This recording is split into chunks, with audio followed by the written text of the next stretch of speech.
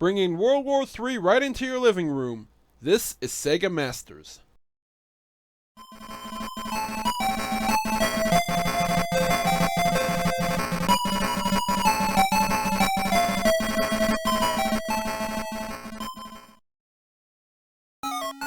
Today's spotlight concerns a rather interesting game in the Master System catalog, Missile Defense 3D. For starters, it's another cartridge that lets you dust off the light phaser for some shooting action.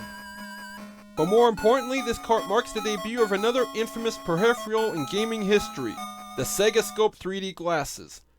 That's right, Sega decides to bring stereoscopic gaming action to their console with this first entry in their line of 3D cartridges. Attempts at 3D video gaming go as far back as 1983, when Milton Bradley released the Imager headset for their short-lived Vectrex console. As you can tell by this photo, it was pretty crude and bulky and wasn't very successful, much like the Vectrex itself. The Nintendo Entertainment System saw a pair of games in the fall of 1987 that boasted 3D modes, Rad Racer and 3D World Runner. Unfortunately, both carts utilized the old-style anaglyph 3D method. Basically, each game was bundled with a pair of the traditional 1950s-style cardboard glasses with the plastic red and cyan lenses, which you wore after activating each cart's optional 3D mode. While the effect was okay, it still looked like you were maneuvering through an acid trip, to say the least. It was around this time that the SegaScope glasses made their grand entrance in the US, and while it became another in a long line of short-lived console accessories, Sega's goggles were far more sophisticated and high-tech than anything Nintendo or anyone else offered at the time. Instead of plastic lenses, Sega's glasses generated its 3D effects through a liquid crystal shutter system, which rapidly opened and closed the lenses in sync with the alternating images on the screen.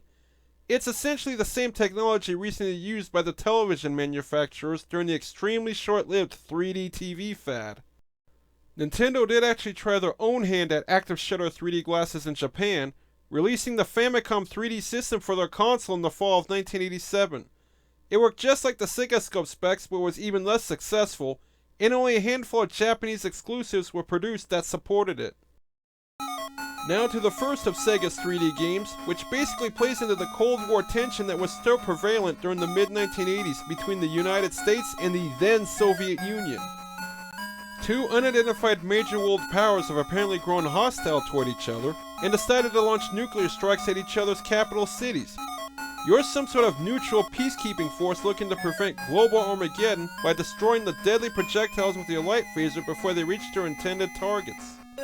I should mention that Missile Defense 3D normally has no 2D mode, which makes it impossible to view properly without the goggles.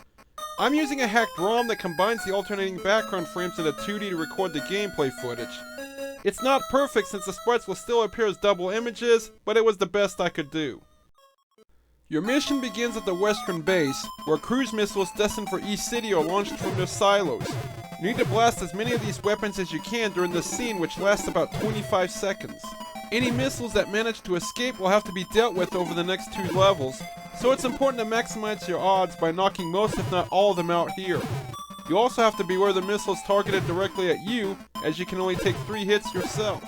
Fortunately, the light phaser is pretty accurate, and missed shots are clearly marked on the screen to help your aim. Once the scene concludes, you get a tally of how many of the missiles you destroyed and how many survived their launch phase. Then you're off to the next scene, which represents your second of 3 possible chances to save East City from its destructive fate. This time you're in the North Pole hoping to pick off the missiles you failed to destroy in the first level. Obviously this video can't really do the visuals justice, but the 3D effects are actually pretty convincing, especially this Arctic scene. Each colorful screen is well drawn for the most part, and the missiles possess some smooth animation and scaling. If any missiles still get through, you have one last chance in the third screen where you're just outside East City itself, hoping to intercept the remaining projectiles on their final approach. You obviously need to take them all out here, since just one missile getting through will end your game. Should you succeed in destroying all the missiles, the city is saved and you get a pat on the back as well as an extra life. It's even possible to knock out all the missiles within the first 2 levels, allowing you to bypass the third screen and getting rewarded with some bonus points. But just as you try to catch your breath, East City decides to retaliate by launching ICBMs toward West City. So now you have to protect the other side through another set of 3 possible screens.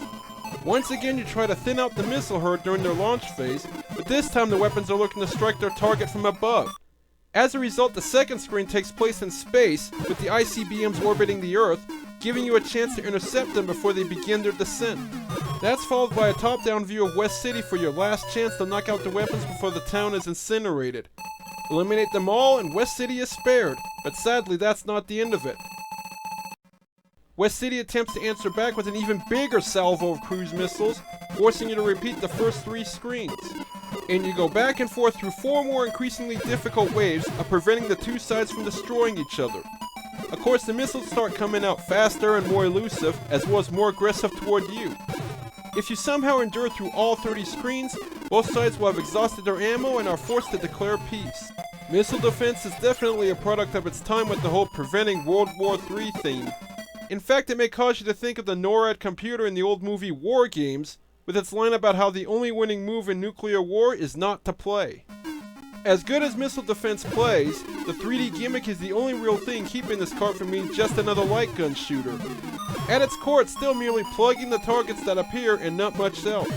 Also, going to the same 6 screens over and over gets repetitive after a short time. You'd think Sega could have tossed in a few more locales to add some variety, but no such luck. So Missile Defense 3D ultimately seems like nothing more than a novelty, but regardless, it's still a solid start for the 3D series and an interesting game to check out. The visuals are something to behold, and while it's not the greatest shooter, it'll still entertain you for a time.